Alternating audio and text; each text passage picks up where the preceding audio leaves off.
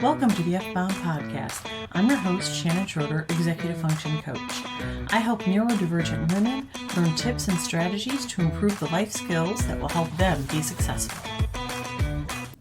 Understanding the connection between executive dysfunction and ADHD. Today I'm going to dive into the connection between executive function and ADHD. As women, and as moms especially, we have to juggle and remember a ton of things for everyone. All of that is part of executive functioning. If you've been diagnosed with ADHD, or even suspect you have it, it would explain why you struggle keeping track of all of those things. Executive dysfunction is a common struggle for moms, or anyone with ADHD.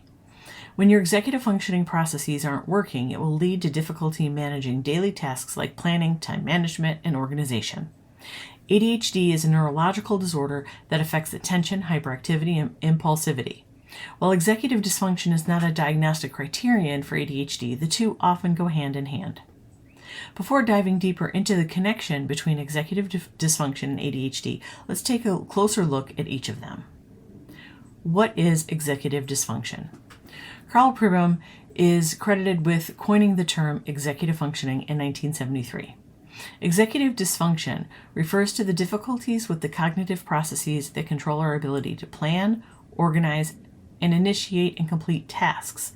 Executive functioning also involves skills such as working memory, attention, cognitive flexibility, and self-regulation. If you have executive dysfunction, you might struggle with any or all of these skills. Time management, prioritization, and completing multi-step tasks can be difficult. What is ADHD? ADHD, or attention deficit hyperactivity disorder, affects approximately 7% of children and about 5% of adults worldwide.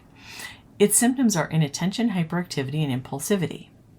Inattention includes not only sustaining focus or concentration, but also might present as forgetfulness and disorganization. Inattention can also be distractibility, which is almost like paying attention to too much. It prevents you from focusing on what you need to do. Hyperactivity includes fidgeting, restlessness, and the inability to sit still. Impulsivity includes interrupting others, speaking without thinking, and acting without considering the consequences.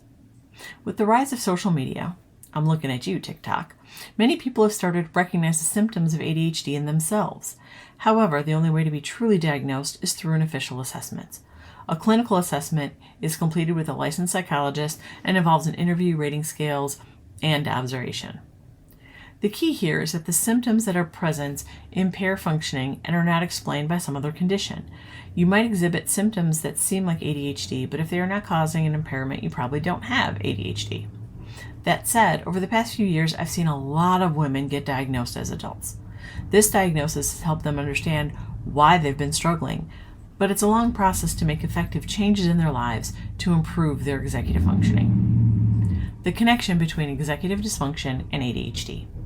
If you've been paying attention to the descriptions above, I'm sure you can see the obvious connection between executive dysfunction and ADHD. They are opposites, but let's take a closer look at this connection. Executive dysfunction is a common symptom of ADHD, but it's not a requirement. Likewise, you can absolutely have executive dysfunction without ADHD. There is a connection between executive dysfunction and ADHD because the same regions of the brain that control executive functioning also regulate attention and hyperactivity. Neuroimaging studies have shown that people with ADHD have differences in the prefrontal cortex area of the brain that is responsible for executive functions. People with ADHD have abnormal activity patterns which can lead to difficulties with cognitive control and self-regulation. Knowing that these brain differences exist should help in understanding why you struggle. These differences can lead to a variety of challenges for you. Difficulty with time management, forgetting appointments or deadlines, task initiation, and task completion are all things ADHDers face. They might also struggle with decision-making, prioritization, and organization. These activities can have a negative impact on all areas of life. At work, your ADHD may cause you to struggle to meet deadlines, maintain focus in meetings, or complete long-term projects on time.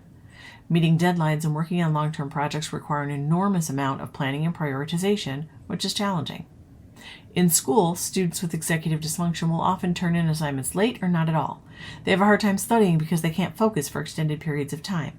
Their lack of organization makes studying, homework, and note-taking difficult. As a mom with executive dysfunction and ADHD, running a household can be overwhelming. Managing tasks such as paying bills on time, cleaning, and cooking can seem like a lot. You might forget appointments and struggle to keep track of everyone's schedules. The connection between executive dysfunction and ADHD is multifaceted and complex.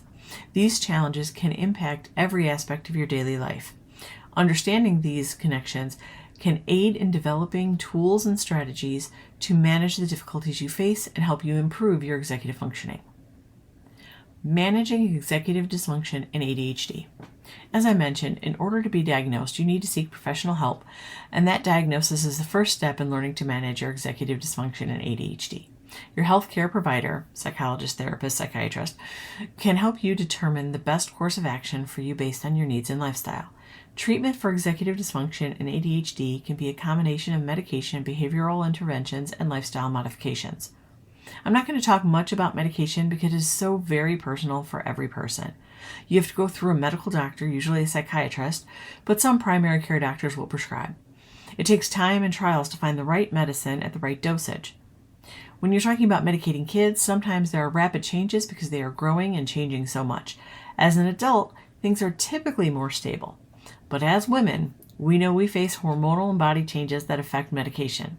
So talk to your doctor. Behavioral interventions can be helpful. Some people respond well to cognitive behavioral therapy, CBT. Others simply need coaching or skills training, which is my area of focus. Programs like these can help you learn how to use tools and strategies to improve executive functioning and manage your symptoms. Lifestyle modifications are very effective for most people. I consider these to be the tools we use, such as reminders and alarms, as well as creating habits and routines to make our lives easier. Regular exercise, mindfulness practice, and regular sleep can increase attention and focus and reduce stress. Adequate sleep is vital for managing ADHD because sleep deprivation can exacerbate your symptoms. Self-care is also very important for managing symptoms. Surrounding yourself with a quality support system can be the difference between successfully managing your symptoms and burning out. Learning to manage your symptoms takes a lot of effort, so you need to prioritize your mental health and well-being. Managing executive dysfunction and ADHD typically requires a multifaceted approach. There is no one-size-fits-all solution, but understanding what the symptoms are and learning ways to manage them can improve the quality of your life.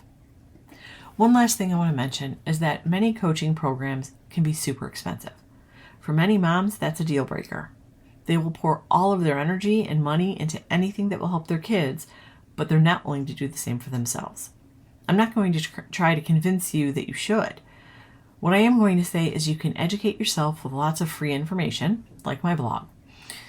Implementing tools and strategies on your own, however, is more difficult because it requires the use of executive functioning. I suggest you find a support system of people you trust to act as accountability partners to help you manage your symptoms. Don't be afraid to ask for help. The connection between executive dysfunction and ADHD is complex because differences in brain structure and activity vary by person. However, understanding this connection can help you determine your best course of action. Choosing interventions and strategies that will have the greatest impact on your daily life can lead to successfully achieving your goals and overcoming these challenges. I hope you enjoyed this episode of the F-Bomb podcast. Thank you for listening. Remember to subscribe below and check out my show notes to learn more about my Facebook group, courses, and membership.